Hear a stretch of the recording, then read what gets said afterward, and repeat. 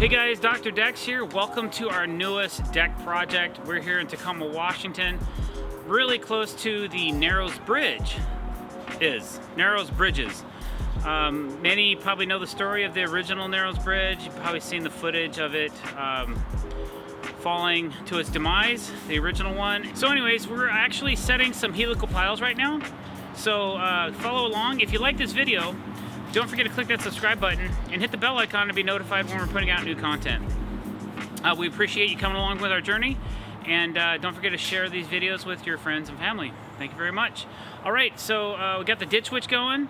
We have 2 of our piles set, and we're just getting ready to set the 3rd one right now. We're getting these the pressures to at least 2,000 pounds per square foot PSI. So and we're driving them about 5 to 6 feet in the ground. So far, the first 2 have gone in fairly well. We don't anticipate having much of an issue with the last one. We feel that it should be very similar to the first 2. So lucky for us, we have some pretty good soil here, and we're actually hitting our pressures as well. We're not having to put any extensions on the piles. All right, guys, so what we're building is we're basically doing a direct replacement of what we have now, except we're gonna extend the deck out another 3 feet. So it's gonna be 12 by 26.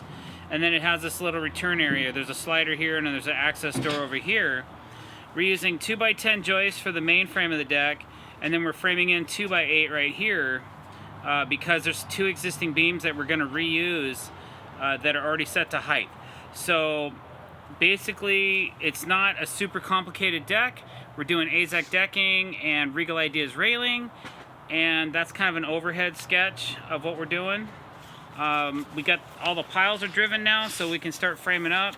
Here's like a front view right here with the glass railing and all the details. These are all details that we have to add in for different permits for the different types of decks we build. So just a quick little view of what we're getting ready to build. Okay, so you can kind of see.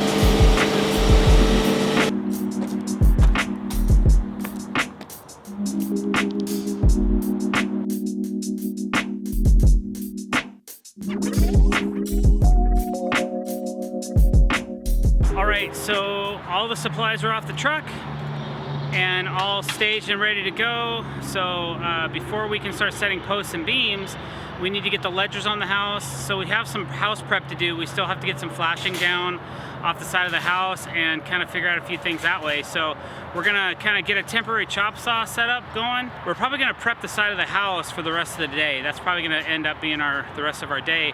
House prep is very important, and it's one of the things that I've noticed when we do demolitions that a lot of people don't take the proper time to take care of. So we don't want to be those guys. We want to make sure that we have all the proper flashing and waterproof membrane tape, and everything that we need is installed properly so that when we're done, we don't have to worry about if the house gets wet or not. And I'll show you guys an example of that here in a minute. All right, you can see the moisture up there. Usually doors are a common problem, but there was no protection on the side of the house. When we pulled these ledgers off, that's all you got was just some exposed wood. So we're going to cut, the old joists were 2 by 8. We're upgrading to 2 by 10. So what we're gonna do is we're gonna cut another couple inches of siding off the house, and then we're gonna waterproof it with some waterproof membrane tape before we put our new ledgers up.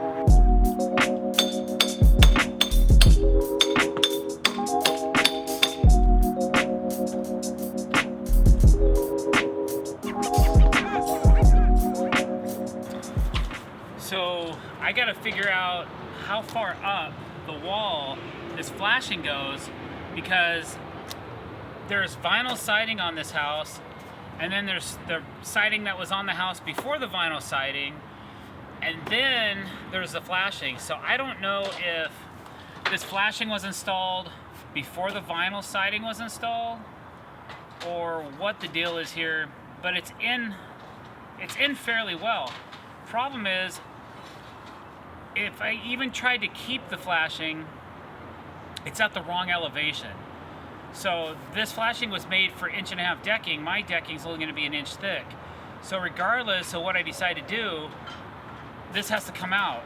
Unless I was to say, oh, you know what, let's just drop the deck 1/2 inch, but then you have a 1/2 inch gap at all your doors. It's not very, I don't think it's the proper way to do things. So this flashing has to go. But I think what we're gonna have to do is take an oscillating tool and try to get up behind this flashing and cut all the nails that it's nailed to. But if this flashing goes up really high for some reason, we could be in trouble. We may have to cut this flashing out of here, scribe it with a oscillating tool to get our new flashing up into the wall. So that's kind of the deductions I'm working on right now. And this could take us the rest of the day.